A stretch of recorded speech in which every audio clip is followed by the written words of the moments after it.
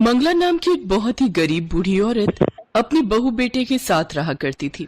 मंगला भगवान शिव की परम भक्त थी। उसका नियम था पूजा आरती के बाद अपने भोजन को 2 भागों में बांटना। एक भाग भगवान शिव को अर्पित करना और दूसरा भाग स्वयं खाना। मंगला की ये आदत उसकी बहू सुधा को बिल्कुल पसंद नहीं थी। वो इसी बात को लेकर रोजाना मंगला को सुनाती रहती थी।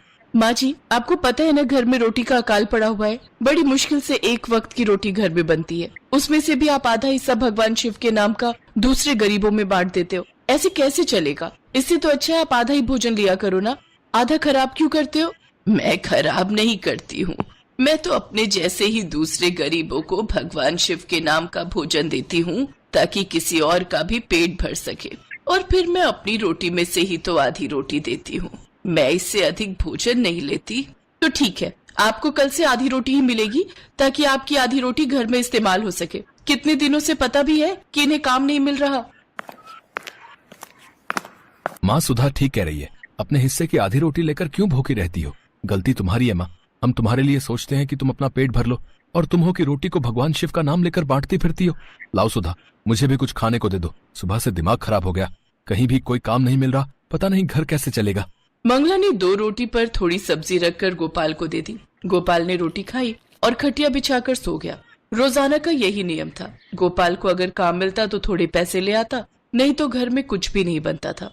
सावन मास प्रारंभ हो चुका था। मंगला ने भी सावन सोमवार के व्रत रखने प्रारंभ किए। बहू, आज सावन का पहला सोमवार है, रसोई से थोड़ा आटा दे देती तो मैं थोड़ा चूरमा बनाकर भगवान शिव को भोग लगा देती। आज घर में खाने को कुछ भी नहीं है, आटा भी खत्म है। आज गोपाल सोकर नहीं उठा, बड़ी देर का सोया हुआ है। अक्सर तो वो जल्दी उठ जाता है। पता नहीं, बोल रहे हैं सिर में बहुत दर्द है और ठंड भी लग रही है। लगता है बुखार ना हो गया हो। क्या बुखार? मैं देखती हूँ। गोपाल बेटा, गोपाल बेटा, क्या हुआ बेटा, तेरी तबीयत ठीक नहीं है? हाँ, बुखार लग रहा है, इसलिए काम पर भी नहीं जा पाऊंगा। कैसे काम चलेगा? सुधा बोल रही है घर में खाने का भी कुछ नहीं रखा।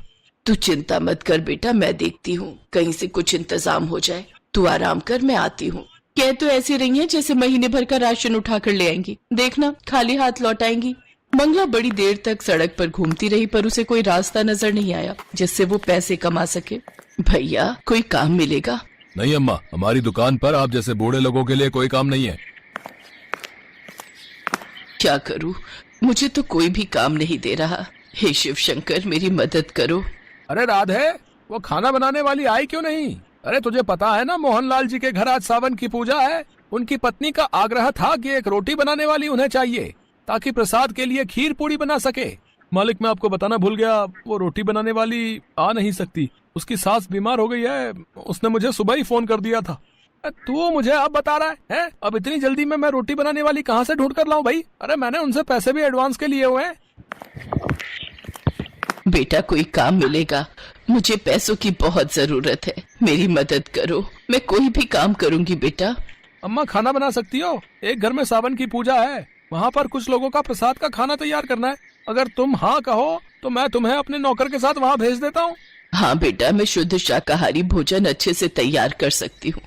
भगवान भोलेनाथ तुम पर कृपा करे, तुम्हारा बहुत एहसान होगा बेटा अगर तुम मुझे ये काम दे दो। ठीक है अम्मा। राधे, अरे भैया, इन्हें मोहनलाल जी के घर ले जा भाई, और जब काम खत्म हो जाएगा तो अम्मा मुझसे मिलना, ठीक है? मैं तुम्हारे काम के पैसे दे दूंगा। हलवाई का नौकर राधे मंगला को बताई हुई जगह पर ले जाता है। मंगला वहाँ खूब मन लगाकर बहुत ही स्वादिष्ट प्रसाद का भोजन तैयार करती है। सबको मंगला के हाथ का बना हुआ प्रसाद बहुत पसंद आता है। अम्मा जी, आपके हाथ का प्रसाद मेहमानों को बहुत पसंद आया। सचमुच आपके हाथों में तो अलग ही स्वाद है। बेटी, सब भगवान भोलेनाथ की कृपा है। मैंने तो बस उनका नाम लेकर प्रसाद बनाया था, बाकी प्रसाद में स्वाद तो भगवान का नाम लेते से ही आ जाता है। सुनो सुजाता, अम्मा जी को प्रसाद देकर भेजना। सुबह से अम्मा जी भी लगी हुई हैं। अम्मा जी, ये मेरी तरफ से आपके लिए उपहार स्वरूप लिफाफा रखिए। आप मेरे से उम्र में बड़ी हैं, मैं आपके बेटे की तरह हूँ, इसलिए आपको दे रहा हूँ। जीते रहो बेटा, जीते रहो। भगवान शिव का आशीर्वाद तुम्हारे परिवार पर बना रहे। मंगला को सचमुच उस समय उन पैसों की बहुत जरूरत थी। उसकी आंखों में खुशी के आंसू थे। भगवान शिव ने उसकी प्रार्थना सुन ली थी। मोहनलाल की पत्नी मंगला को ढेर सारा प्रसाद पैक करके देती है।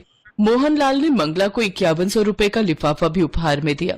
उस हलवाई ने भी अलग से पैसे दिए। जो मंगला को वहाँ प्रसाद बनाने के देने थे। अम्मा जी, आपके हाथों के प्रसाद की बहुत तारीफ हुई है। ये आपके पैसे जो बनते हैं ये आप रखो, और हाँ, ये मेरे पास ऐसे बहुत से खाना बनाने के काम आते रहते हैं, तो आप मुझे अपने घर का पता दे दो, ताकि मैं जो है ये राधे के हाथ आपको बुलवा लिया करूंगा। जीते रहो बेटा, जीते रहो, हमेशा खुश रहो। मंगला ढेर सारा प्रसाद और कैश रुपए लेकर घर पहुंचती है। सुधा की खुशी का ठिकाना नहीं था। बहुत दिनों बाद आज उसे पूरी पकवान खाने को मिले थे। अम्मा जी, आज मैं भगवान शिव की शक्ति को मान गई। आपने हमेशा अपने से पहले भगवान शिव के बारे में सोचा, और आज जरूरत के समय भगवान ने आपकी इतनी मदद की। माँ जी, अब मैं कभी भी आपको भगवान के हिस्से का भोग निकालने से नहीं रोकूंगी। बहू, तुम दोनों ही तो मेरी जिंदगी हो। मैं तुम दोनों के लिए भगवान शिव से हमेशा प्रार्थना करती हूँ कि तुम दोनों हमेशा खुश रहो। गोपाल बेटा, एक काम कर, अभी मेरे पास जो पैसे हैं इनसे तू काम शुरू कर ले। तेरा राशन की दुकान खोलने का बहुत मन था ना, तो क्यों ना तू राशन की दुकान खोल ले।